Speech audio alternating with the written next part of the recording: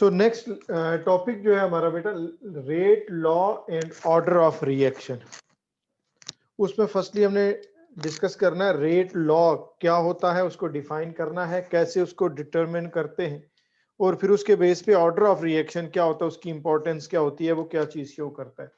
तो rate law जो है, इसकी स्टेटमेंट कल भी जैसे मैंने आपको बताई थी कि according to rate law the rate of a chemical reaction is directly proportional to the product of molar concentrations of the reactants raised to the powers the numbers which are determined experimentally.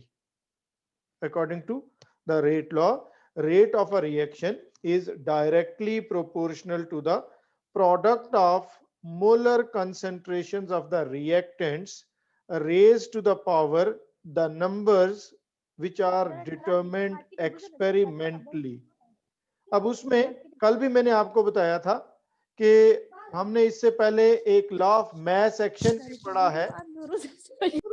Law of mass action में हमने ये पढ़ा था कि rate of reaction is directly proportional to the product of molar concentrations of reactants raised to the power their number of moles in the balanced chemical equation.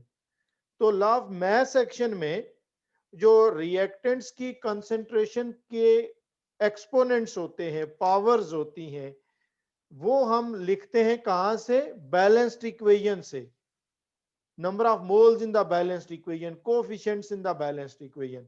लेकिन rate law में जो concentration के एक्सपोनेंट्स होते हैं, जो powers होती हैं, वो एक्सपेरिमेंटली डिटरमिन की जाती हैं, वो बैलेंस्ड इक्वेशन को देख के नहीं लिखी जाती।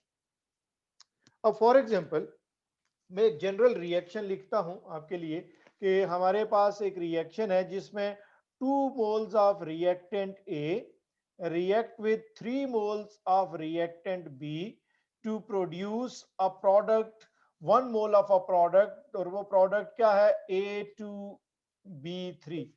इस तरह का कोई एक रिएक्शन है। अब अगर ये रिवर्सिबल रिएक्शन होता और इसके ऊपर हम law of mass action apply करते, तो फिर तो वो ये होना था कि rate of reaction is directly proportional to concentration of A raise to the power 2। Balanced equation में जो उसके नंबर ऑफ मोल्स है वो उसकी पावर हो जाने थे, into concentration of B raise to the power 3। जो बी के नंबर ऑफ मोल्स है इन द बैलेंस्ड इक्वेशन, वो उसके एक्सपोनेंट्स हो जाते हैं। कहां पे? लॉ ऑफ मास एक्शन में, जो हम यूज करते हैं किसके लिए? रिवर्सिबल रिएक्शंस के लिए। और उन रिवर्सिबल रिएक्शंस की इक्विलिब्रियम स्टेट के ऊपर वो law of mass action applicable होता है। ये जो इरिवर्सिबल रिएक्शंस होते हैं, इनके लिए हम law of mass action use नहीं करते, इनके लिए रेट लॉ यूज किया जाता है। और रेट लॉ में हम कहते हैं कि rate of reaction is directly proportional to the product of molar concentration of the reactants raised to the powers the number which are determined experimentally. Law of mass action तो हमने balanced equation को देख के लिख लिया, लेकिन rate law, rate equation भी जिसको हम बोलते हैं, वो हम बैलेंस्ड इक्वेशन को देख के नहीं लिख सकते, वो हमें एक्सपेरिमेंटली डिटरमिन करना पड़ता है। अब वो एक्सपेरिमेंटली हम कैसे डिटरमिन करेंगे? लाइक इसी रिएक्शन के लिए फॉर एग्जांपल, फर्स्टली हम दोनों में से किसी एक रिएक्टेंट की कंसंट्रेशन को कांस्टेंट रखेंगे। लेट्स से हमने रिएक्टेंट ए की कंसंट्रेशन को कांस्टेंट रख लिया और रिएक्टेंट बी की कंसंट्रेशन को हम चेंज करते जाएंगे सिस्टमैटिकली, और साथ देखते जाएंगे कि रेट ऑफ रिएक्शन में क्या चेंज आया। ए की कंसंट्रेशन को कांस्टेंट रख के बी की कंसंट्रेशन को सिस्टमैटिकली चेंज करेंगे और साथ नोट करेंगे कि रेट ऑफ रिएक्शन में क्या चेंज आया। तो ए की कंसंट्रेशन कांस्टेंट हो गई, इधर हम बी की कंसंट्रेशन लिखेंगे और इधर रेट ऑफ रिएक्शन लिखेंगे। तो फॉर एग्जांपल, ए की कंसंट्रेशन को कांस्टेंट रख के जब हमने बी की कंसंट्रेशन ली 1 मोल पर डीएम क्यूब, तो रेट ऑफ रिएक्शन था 0.1 मोल पर डीएम क्यूब पर सेकेंड। जब हमने बी की कंसंट्रेशन को 2 कर दिया, 1 से 2, तो इंक्रीज किया, कितने टाइम्स इंक्रीज किया? 2 टाइम्स इंक्रीज किया, तो रेट ऑफ रिएक्शन हो गया 0.4 मोल्स पर डीएम क्यूब। जब हमने बी की कंसेंट्रेशन को 3 कर दिया, 3 मोल्स पर डीएम क्यूब, तो रेट ऑफ रिएक्शन हो गया 0.9 मोल्स पर डीएम क्यूब पर सेकेंड। हमने ए की कंसेंट्रेशन को कांस्टेंट रखा, रिएक्टेंट ए की कंसेंट्रेशन को, और रिएक्टेंट बी की कंसेंट्रेशन को हम चेंज कर रहे हैं ग्रेजुअली, और साथ नोट कर रहे हैं कि रेट ऑफ रिएक्शन में क्या चेंज आ रहा है। ये कैसे करेंगे? ये एक्सपेरिमेंटली करेंगे, हम थ्योरेटिकली नहीं कर सकते। एक्सपेरिमेंटली हम बी की कंसेंट्रेशन को चेंज करते जाएंगे, साथ rate of reaction find out करते जाएंगे, जैसे कल हमने पढ़ा है, ग्राफिकली कर लें। अब जब हम फर्स्ट एक्सपेरिमेंट से सेकंड एक्सपेरिमेंट में आए, तो हमने बी की कंसेंट्रेशन को कितने टाइम्स इंक्रीज किया? 2 डिवाइडेड बाय 1, 2 टाइम्स इंक्रीज किया। तो रेट ऑफ रिएक्शन कितने टाइम इंक्रीज हुआ? सेकंड रिएक्शन की रेट को फर्स्ट से डिवाइड कर दें, 0.4 over 0.1, rate of reaction 4 times increase हो गया। हमने बी की कंसेंट्रेशन को 2 टाइम्स इंक्रीज किया जब, तो rate of reaction 4 times increase हुआ। फिर फर्स्ट एक्सपेरिमेंट से थर्ड एक्सपेरिमेंट, हमने बी की कंसेंट्रेशन को कितने टाइम्स इंक्रीज किया? 1 से 3 कर दिया, यानी 3 टाइम्स इंक्रीज कर दिया बी की कंसेंट्रेशन को। जब फर्स्ट से थर्ड एक्सपेरिमेंट को कंपेयर करेंगे 1 से 3, तो रेट ऑफ रिएक्शन 1 से 3 कितने टाइम हुआ? 0.9 divided by 0.1, rate of reaction 9 times increase हो गया। तो हमने देखा कि जब हम रिएक्टेंट ए की कंसेंट्रेशन को कांस्टेंट रख के रिएक्टेंट बी की कंसेंट्रेशन को 2 टाइम्स इंक्रीज करते हैं, तो रेट ऑफ रिएक्शन इस 2 का स्क्वायर यानी 4 टाइम्स इंक्रीज हो जाता है। फिर जब हम बी की कंसेंट्रेशन को 1 से 3 यानी 3 टाइम्स इंक्रीज करते हैं, तो रेट ऑफ रिएक्शन 3 का स्क्वायर 9 टाइम्स इंक्रीज हो जाता है। यानी हम जितने times concentration of be increase करते हैं, रेट ऑफ रिएक्शन उसके स्क्वायर टाइम्स इंक्रीज होता है। कंसेंट्रेशन को बी को जब 2 टाइम्स इंक्रीज किया, तो रेट ऑफ रिएक्शन 2 का square 4 times. Concentration of B को जब हमने 3 टाइम्स इंक्रीज किया, तो रेट ऑफ रिएक्शन 3 का स्क्वायर 9 टाइम्स इंक्रीज हो गया। इसका मतलब ये है कि rate of reaction is directly proportional to the square of the concentration of reactant B. B की कंसेंट्रेशन के स्क्वायर के डायरेक्टली प्रोपोर्शनल है। जितने टाइम बी की कंसेंट्रेशन हम इंक्रीज करते हैं, रेट ऑफ रिएक्शन उसके स्क्वायर टाइम्स इंक्रीज होता है। ये रिएक्टेंट बी की कंसेंट्रेशन का रिलेशन हमें पता चल गया with the rate of reaction. अब हम क्या करेंगे एक्सपेरिमेंटली? अब हम दूसरी दफा रिएक्टेंट बी की कंसेंट्रेशन को कांस्टेंट रखेंगे,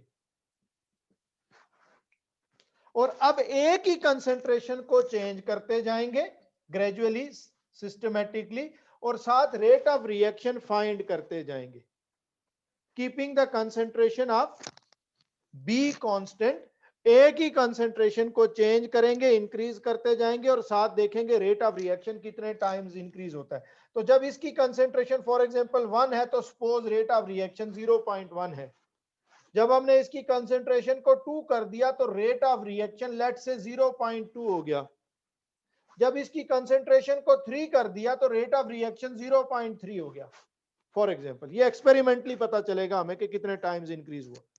अब फर्स्ट से सेकंड एक्सपेरिमेंट में जब हमने ए की कंसेंट्रेशन को 2 टाइम्स इंक्रीज किया, तो रेट ऑफ रिएक्शन 0.2 ओवर 0.1 वो भी 2 टाइम्स इंक्रीज हुआ। फर्स्ट से थर्ड में जब हमने ए की कंसेंट्रेशन को 3 टाइम्स इंक्रीज किया, तो rate of reaction B 3.3 times increase हो गया।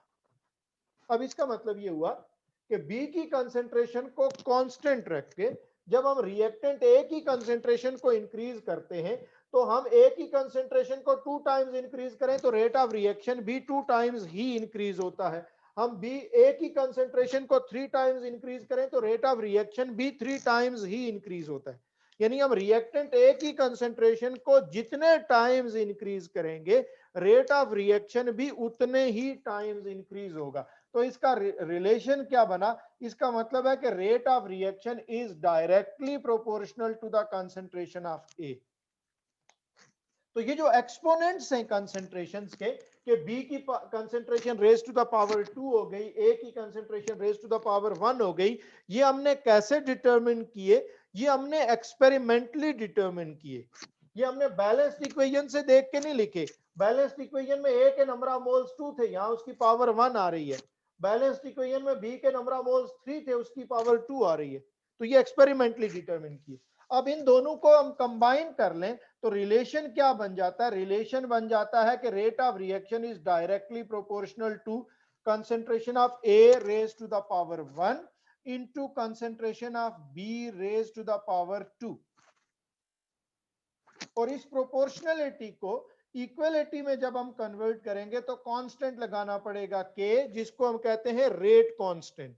के क्या है? Rate constant into concentration of A raise to the power 1 multiplied by the concentration of B raise to the power 2। ये जो इक्वेशन बनी है, ये इक्वेशन, इस इक्वेशन को हम रेट इक्वेशन कहते हैं या रेट लॉ भी कहते हैं। इस इक्वेशन को R is equal to K into concentration of A into concentration of B raised to the power 2, इस इक्वेशन को हम क्या कहते हैं? रेट इक्वेशन कहते हैं या रेट लॉ कहते हैं। और ये रेट इक्वेशन या ये रेट लॉ हमने कैसे डिटरमिन किया? ये हमने एक्सपेरिमेंटली किया। ये बैलेंस्ड इक्वेशन को देख के नहीं लिखा हमने। जो लॉ ऑफ मास एक्शन होता है वो हम बैलेंस्ड इक्वेशन को देख के लिखते हैं। वहां रिएक्टेंट्स की कंसंट्रेशन के जो एक्सपोनेंट्स हैं वो बैलेंस्ड इक्वेशन के कोफिशिएंट्स को देख के लिखते हैं। बट रेट लॉ के अंदर ये जो कंसंट्रेशन के एक्सपोनेंट्स होते हैं वो एक्सपेरिमेंटली डिटरमिन कर किए जाते हैं। तो ये जो इक्वेशन हमने डिराइव की है इसको हम रेट लॉ कहते हैं। अब इसमें ये जो के हमने यूज किया है, जो कि जिसको हमने कहा रेट कांस्टेंट, ये रेट कांस्टेंट क्या चीज है?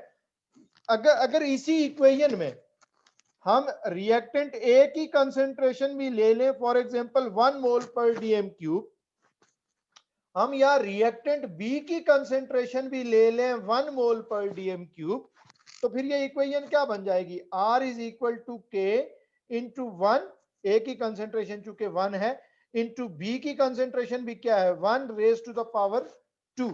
तो 1 का स्क्वायर क्या होता है? 1 ही होता है। और वो 1 मल्टीप्लाइड बाय 1 क्या होगा? 1। और वो 1 मल्टीप्लाइड बाय के क्या होगा? के। इसका मतलब है के किसके इक्वल होगा? आर के। और आर क्या है? Rate of reaction. तो ये जो रेट कांस्टेंट के है वो क्या होता है? वो रेट ऑफ रिएक्शन ही होता है, आर ही होता है। कब?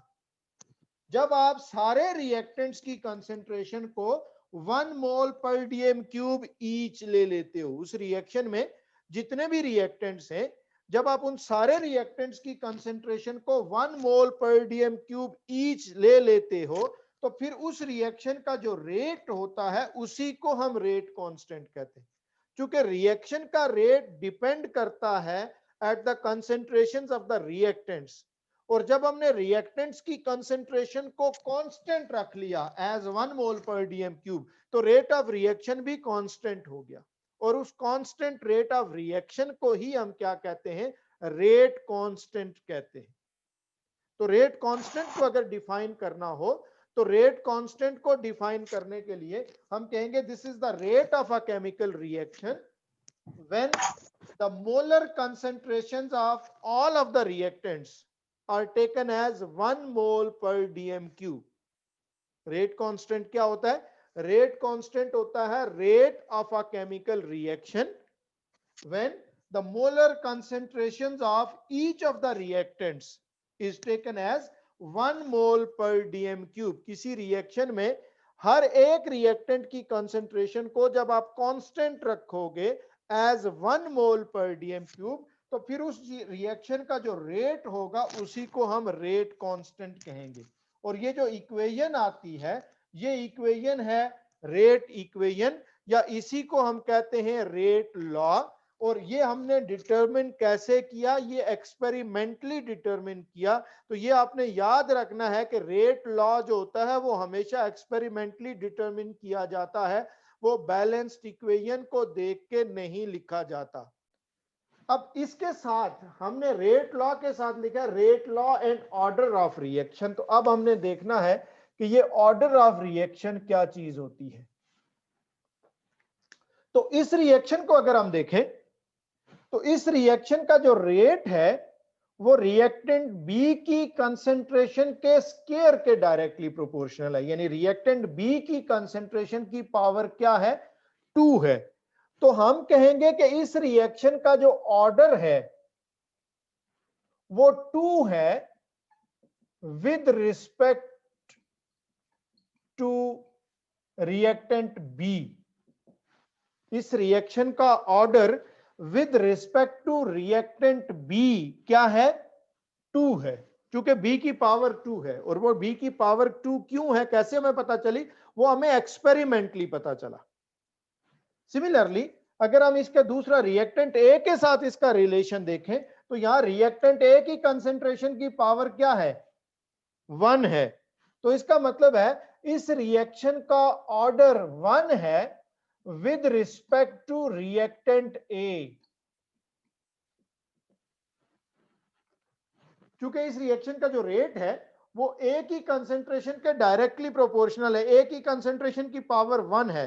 इसका मतलब इस रिएक्शन का order with respect to reactant A 1 है और इस रिएक्शन का रेट बी की कंसेंट्रेशन के स्क्वायर के डायरेक्टली प्रोपोर्शनल है, उसकी पावर 2 है। तो इसका मतलब इस रिएक्शन का order with respect to reactant B कितना है, 2 है। और इस रिएक्शन का ओवरऑल ऑर्डर अगर हम देखें, ओवरऑल ऑर्डर, तो ये ओवरऑल जो रेट इक्वेशन है इसमें अब इन दोनों के ऑर्डर को हम ऐड कर देंगे, यानी दोनों रिएक्टेंट्स के साथ जो उसका ऑर्डर था उसको ऐड कर देंगे। तो ए की कंसेंट्रेशन की पावर कितनी है, 1, बी की कंसेंट्रेशन की पावर कितनी है, 2, और इन दोनों को ऐड करेंगे तो टोटल क्या आ जाएगा, 3। तो overall order of this reaction is 3। ये एक थर्ड ऑर्डर रिएक्शन है। तो इसका मतलब ये हुआ कि हम ऑर्डर ऑफ रिएक्शन को डिफाइन कैसे कर सकते हैं। हम इसको डिफाइन करते हैं as the sum of the exponents of the concentration terms in the rate equation. ये जो इक्वेशन हमने डिराइव की थी इसको हमने क्या कहा था, रेट इक्वेशन। और उस रेट इक्वेशन में डिफरेंट रिएक्टेंट्स की कंसेंट्रेशंस होती हैं, उनके डिफरेंट पावर्स होती हैं, डिफरेंट एक्सपोनेंट्स होते हैं जो हमने एक्सपेरिमेंटली डिटरमिन किए होते हैं। तो किसी भी रिएक्शन की रेट इक्वेशन के अंदर जितने भी रिएक्टेंट्स की कंसेंट्रेशंस हैं उन सब के एक्सपोनेंट्स का जो सम है उसको हम ऑर्डर ऑफ रिएक्शन कहते हैं। So order of reaction is the sum of the exponents of the concentration terms in the rate equation of a chemical reaction। Her chemical reaction की एक रेट इक्वेशन होती है ऐसे ही, जो हमने एक्सपेरिमेंटली डिटरमिन की होती है। तो किसी भी रिएक्शन की रेट इक्वेशन में जो रिएक्टेंट्स की कंसेंट्रेशन की पावर्स हैं, जो रिएक्टेंट्स की कंसेंट्रेशंस के एक्सपोनेंट्स हैं, उनके सम को हम ऑर्डर ऑफ रिएक्शन कहते हैं। और ऐसे ही हम उसको डिफाइन भी करते हैं that this is the sum of the exponents of the concentration terms in the rate equation of a balanced chemical, in the rate equation of a chemical reaction. Book में अगर आप चेक करोगे आपने इस book के topic में, तो उसमें ऑर्डर ऑफ रिएक्शन की एक दूसरी डेफिनेशन जो लिखी गई है उसमें कहा गया है कि this is the number of molecules participating in the rate determining step of a chemical reaction। लेकिन एक्चुअली उसके लिए एक दूसरी टर्म यूज होती है जिसको हम मोलिक्यूलरिटी कहते हैं, जो जिसको वो यहाँ ऑर्डर ऑफ रिएक्शन में डेफिनेशन लिखी गई है, number of molecules participating in the rate determining step, उसको हम मोलिक्यूलरिटी कहते हैं। एक्चुअली उसको ऑर्डर ऑफ रिएक्शन नहीं कहते, और मोलिक्यूलरिटी इज अ डिफरेंट टर्म। तो आपने ये वाली डेफिनेशन यूज करनी है कि ऑर्डर ऑफ रिएक्शन क्या होता है, this is the sum of the exponents of the concentration terms in the rate equation of a chemical reaction. तो इसका मतलब है ये ऑर्डर ऑफ रिएक्शन आप कहां से कैलकुलेट करते हो, रेट इक्वेशन से करते हो। और रेट इक्वेशन आप कैसे फाइंड आउट करते हो, वो आप एक्सपेरिमेंटली करते हो। इसका मतलब है ऑर्डर ऑफ रिएक्शन भी एक्सपेरिमेंटली फाइंड आउट किया जाता है। आप डायरेक्टली बैलेंस्ड इक्वेशन देख के ना किसी रिएक्शन की रेट इक्वेशन लिख सकते हो, ना उसका ऑर्डर फाइंड आउट कर सकते हो। Order of reaction rate equation से उसकी रिएक्टेंट्स की कंसंट्रेशन के एक्सपोनेंट्स को ऐड करके कैलकुलेट किया जाता है, और ये रेट इक्वेशन एक्सपेरिमेंटली डिटरमिन की जाती है। इसका मतलब है ऑर्डर ऑफ रिएक्शन भी एक्सपेरिमेंटली डिटरमिन किया जाता है। अब ऑर्डर ऑफ रिएक्शन की सिग्निफिकेंस क्या है, उसकी इंपॉर्टेंस क्या है, तो उसके लिए जो ऑर्डर ऑफ रिएक्शन होता है वो किसी भी रिएक्शन के मैकेनिज्म को अंडरस्टैंड करने में हेल्प करता है। Order of reaction helps us to understand the mechanism of the chemical reaction. अब मैकेनिज्म क्या होता है, मैंने लास्ट टाइम आपको बताया था कि how actually the reaction is taking place, उसमें कितने स्टेप्स हैं, कितने डायरेक्टली रिएक्टेंट्स रिएक्ट करके एक ही स्टेप में वो फाइनल प्रोडक्ट्स प्रोड्यूस कर देते हैं या दरमियान में कोई इंटरमीडिएट्स बनते हैं। उस रिएक्शन का मैकेनिज्म क्या है उसको अंडरस्टैंड करने में हमें ये जो ऑर्डर ऑफ रिएक्शन है ये हेल्प करता है, और यही इसकी सिग्निफिकेंस होती है। अब इस ऑर्डर ऑफ रिएक्शन के बेस पे केमिकल रिएक्शंस की डिफरेंट टाइप्स होती हैं, वो टाइप्स हमने पढ़नी है on the basis of order of reaction. उसमें जो फर्स्ट टाइप के रिएक्शंस होते हैं उनको हम कहते हैं zero order reactions. Zero order reactions. अब जीरो ऑर्डर रिएक्शंस कौन से होते हैं, जिनका ऑर्डर जीरो है। और ऑर्डर क्या होता है, ऑर्डर है sum of the exponents of the concentration terms in the rate equation. Rate equation में रिएक्टेंट्स की कंसंट्रेशंस के एक्सपोनेंट्स का सम जब जीरो होगा। अब रिएक्टेंट्स की कंसंट्रेशन का सम कब जीरो होगा, जब उन सारे रिएक्टेंट्स की कंसंट्रेशन का एक्सपोनेंट जीरो होगा। और जब रिएक्टेंट की कंसंट्रेशन का एक्सपोनेंट जीरो होता है तो इसका मतलब ये होता है कि रेट ऑफ रिएक्शन उस रिएक्टेंट की कंसंट्रेशन पे डिपेंड नहीं करता। जब फॉर एग्जांपल अगर ऐसे कोई रिएक्शन लिखा हुआ है ना कि reactant A plus B react to form product C, और अगर हम एक्सपेरिमेंटली ये देखें कि हमने बी की कंसंट्रेशन को कांस्टेंट रख के ए की कंसंट्रेशन को 2 टाइम्स इंक्रीज किया, रेट ऑफ रिएक्शन में कोई चेंज नहीं आया। हमने 3 टाइम्स इंक्रीज किया, रेट ऑफ रिएक्शन में कोई चेंज नहीं आया। 4 टाइम्स किया, रेट ऑफ रिएक्शन में कोई चेंज नहीं आया। तो इसका मतलब होगा कि rate of reaction reactant A की कंसंट्रेशन पे डिपेंड नहीं करता। तो हम लिखेंगे rate of reaction is directly proportional to the concentration of A raise to the power 0। फिर अब ए को कांस्टेंट रख के बी को हम चेंज करेंगे, और सपोज हमने एक्सपेरिमेंटली जब बी की कंसंट्रेशन को 2 टाइम्स इंक्रीज किया तो रेट ऑफ रिएक्शन चेंज नहीं हुआ, 3 टाइम्स किया नहीं हुआ, 4 टाइम्स नहीं हुआ। इसका मतलब है rate of reaction reactant B की कंसंट्रेशन पे भी डिपेंड नहीं करता। तो फिर रेट इक्वेशन जो हम इसकी बनाएंगे वो क्या होगी, rate is directly proportional to A into B both raise to the power 0। फिर उसको इक्वलाइज करेंगे तो rate constant k into concentration of A raise to the power 0 B raise to the power 0, और इसका ऑर्डर आप find करोगे तो दोनों के एक्सपोनेंट्स को ऐड कर दो, 0 प्लस 0 इज इक्वल टू 0। तो ये एक जीरो ऑर्डर रिएक्शन हो जाएगा। तो फिर जीरो ऑर्डर रिएक्शंस कौन से होते हैं, द रिएक्शंस whose rate या a reaction whose rate does not depend upon the concentration of any of the reactants। जिस रिएक्शन का रेट किसी एक भी रिएक्टेंट की कंसंट्रेशन पे डिपेंड नहीं करता, उस रिएक्शन को हम जीरो ऑर्डर रिएक्शन कहते हैं।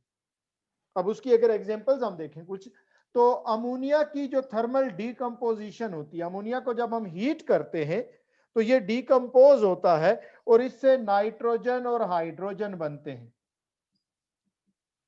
एक्सपेरिमेंटली ये देखा गया है कि इस रिएक्शन का रेट अमोनिया की कंसेंट्रेशन चेंज करने से चेंज नहीं होता, वो टेम्परेचर पे डिपेंड करता है कि आपने उसको कितने हायर टेम्परेचर पे हीट कर रहे हो या कितने लोअर टेम्परेचर पे हीट कर रहे हो, वो अमोनिया की कंसेंट्रेशन पे डिपेंड नहीं करता। तो इसलिए इस रिएक्शन का ऑर्डर क्या होगा, जीरो होगा। एक दूसरा रिएक्शन है hydrogen and chlorine react in the presence of sunlight to form HCl। ये रिएक्शन सनलाइट की प्रेजेंस में होता है, और एक्सपेरिमेंटली ये देखा गया है कि इस रिएक्शन का रेट ना हाइड्रोजन की कंसंट्रेशन पे डिपेंड करता है ना क्लोरीन की कंसंट्रेशन पे डिपेंड करता है।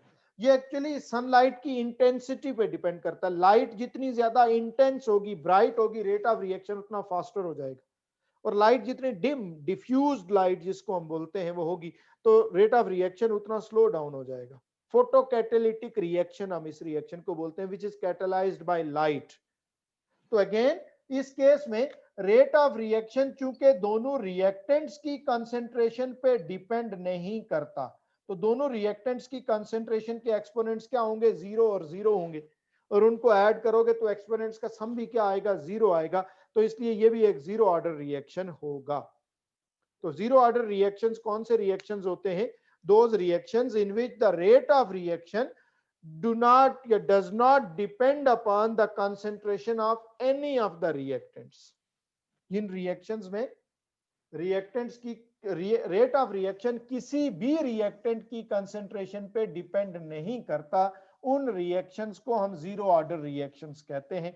और ये पता हमें कैसे चलेगा, वो एक्सपेरिमेंटली पता चलेगा, ऐसे थ्योरेटिकली हम नहीं बता सकते कि रेट ऑफ रिएक्शन किस रिएक्टेंट की कंसेंट्रेशन पे डिपेंड करता है और किस पे नहीं करता। दूसरा हमारे पास जो टाइप ऑफ रिएक्शन आ जाएगी वो है फर्स्ट ऑर्डर रिएक्शन।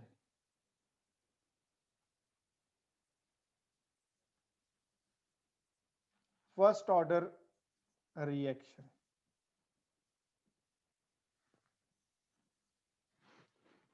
अब फर्स्ट ऑर्डर रिएक्शंस का मतलब है ऑर्डर इसका 1 होगा, और ऑर्डर क्या है, सम ऑफ द एक्सपोनेंट्स है, इसका मतलब है एक्सपोनेंट्स का सम 1 होगा। अब उसकी डिफरेंट पॉसिबिलिटीज हो सकती है।